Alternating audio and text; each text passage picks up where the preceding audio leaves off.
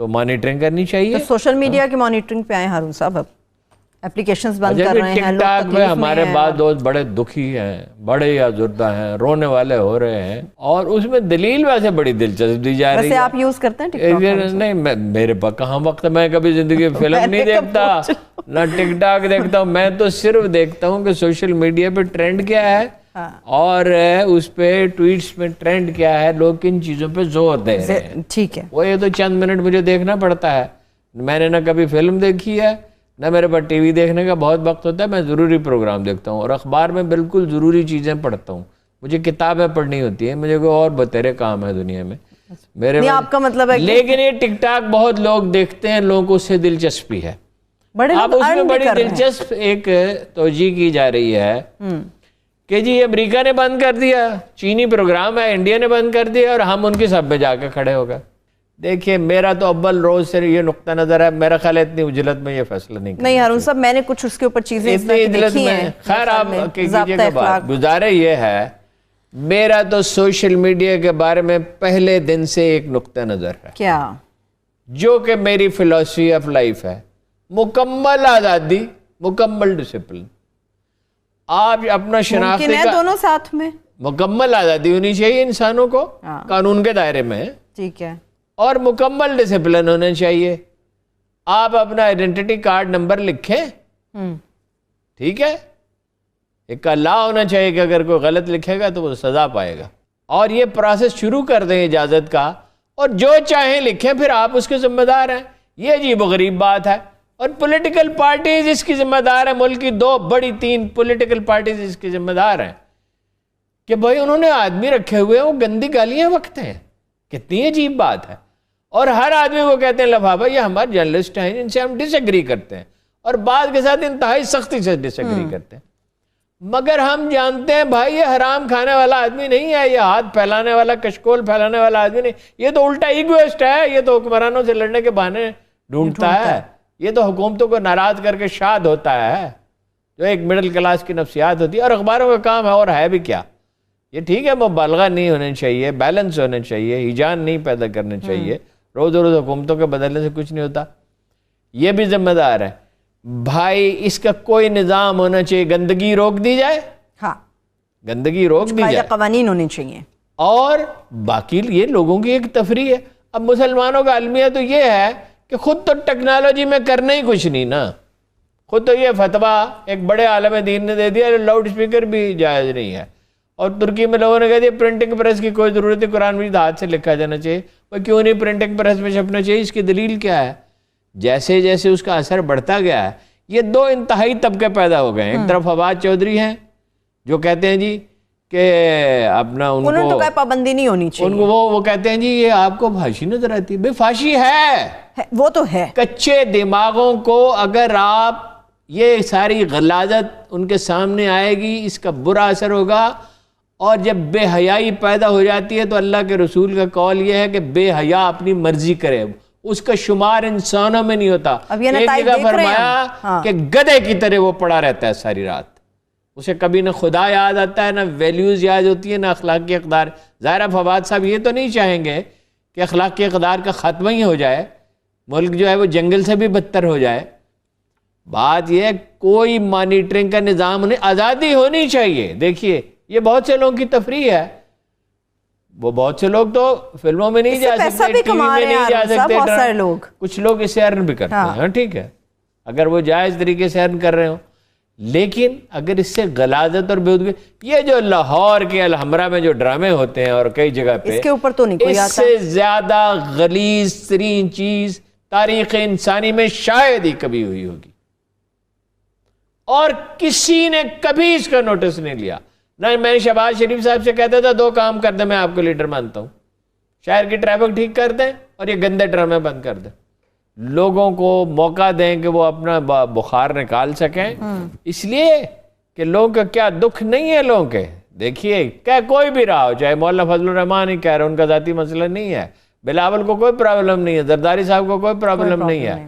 लेकिन क्या यह वाकया नहीं है टमाटर 200 रुपये किलो हो गए, 200 रुपये किलो तक हो गए, और इसलिए हो गए ये 150 रुपये है। क्या भाव है हारून साहब? भाव हर रोज बदलता है, बदल जाता है। बताऊं अच्छा 200 तक दालें महंगी हो गई, गोश्त जो है जो खाने के काबिल गोश्त है 1400 रुपए किलो बिक रहा है। कह रहे हैं कि 44 रुपीज 44 रुपीज जो है वो 2-3 दिन के अंदर मुर्गे के गोश्त के ऊपर बढ़ गए, इजाफा हो गया है। अंडे महंगे हो गए हैं, महंगे हो गए। ये तो हो गए अंडे, जिसने सारा दिन सर पे टोकरी रख के ईंटें ढोई हैं और 500 रुपये मजदूरी लेके घर पहुंचा है, उसके लिए आटा खरीदना कितना मुश्किल हो गया है। आलू 100 रुपए किलो तक बिके हैं। 20 किलो का आटा जो है वो मार्केट में मिल नहीं रहा, 10 किलो का नहीं मिल रहा साहब। अच्छा, अब आपने 2 काम जो करने के थे, इस मुल्क का दिफा करना, इसको इंडिया के अज़ाइम से महफूज रखना, उसका कभी सियासतदानों ने पूरी तरह इदराक नहीं किया और कभी ये नहीं महसूस किया कि एक आम आदमी की जिंदगी कितनी मुश्किल होती है। हमेशा ही मुश्किल थी। देखिए अब जो आप कर सकते हैं वो तो करें ना। वो वाकया मैंने आपको पहले सुनाया था, फिर सुनाता हूँ 2 वाक़यात। एक जनाब उमर का, फारूक आजम का। एक आदमी है, उसने कहा मेरे पास पहनने को कुछ नहीं है। अरे बड़े गरीब थे वो, तो दौलत तो मुसलमानों के पास बाद में आई। उन्होंने कहा मेरे पास कुछ नहीं, वरना तुम्हें देता। तो उस आदमी ने, उस बद्दू ने कहा उमर खुदा को क्या जवाब दोगे। ये तीर की तरह उनके दिल पे ये जुमला लगा कि ये मेरी रियाया है, मैं इसको जिम्मेदार हूं। उन्होंने अपना कुर्ता उतारा और उसे दे दिया। इसी तरह जनाब उमर बिन अब्दुल अजीज का वाक़या है कि वो टैक्स माफ़ करते चले जा रहे थे, नरमी कर रहे थे, ख़ासतौर पर नौ मुस्लिमों से। उम्बी जो है, ये उम्बियों की 2 आदात जो हैं ऐसी हैं कि जिसकी वजह से उन पर हमेशा यानी फटकार ही रहेगी। सही लफ्ज़ फटकार ही होने चाहिए। एक 9 मुस्लिमों से जजिया लेते थे। भाई जो उसने इस्लाम कबूल कर लिया, जजिया का क्या सवाल है? ठीक है, वो मुसलमान है, वो फौजी खदमात, वो तो फौजी खदमात अंजाम न देने का वो है। और दूसरा जनाब अली करमुल्ला वजह और उनकी औलाद के बारे में नाज़िबा कलमात कहना और उन पर वो करना, और उससे जो फसाद पैदा हुआ वो आज तक ख़त्म नहीं हो सका। लोगों की समझ में ये बात नहीं आती। आपको मालूम है ऑलरेडी सिचुएशन क्या है?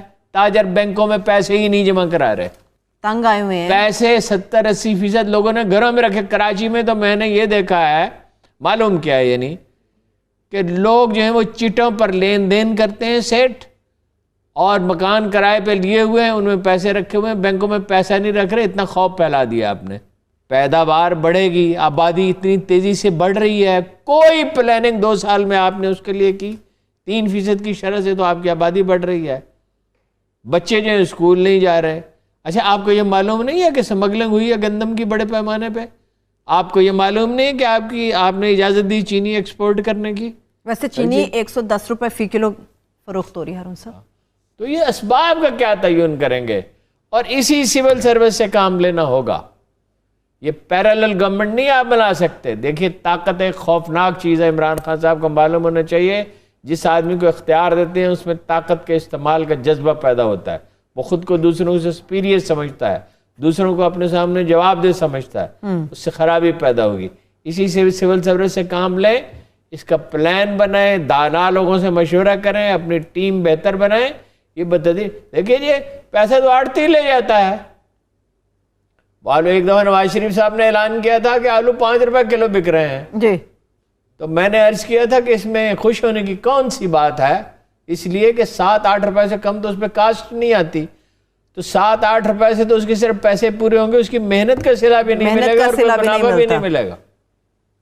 बिल्कुल ऐसे गया, बिल्कुल ऐसे गया। वैसे अभी रोटी की कीमतें भी बताया जा रहा है उनसे बढ़ गई हैं। रोटी की कीमतें तो ऑब्वियसली बढ़ेंगी। जब 24 रुपए का थैला मिलेगा आटे का, अपना 1200 रुपए का है, नहीं इससे ज्यादा ऊपर चला गया हारून साहब, ऊपर चला गया। तो रोटी की कीमत तो बढ़ेगी।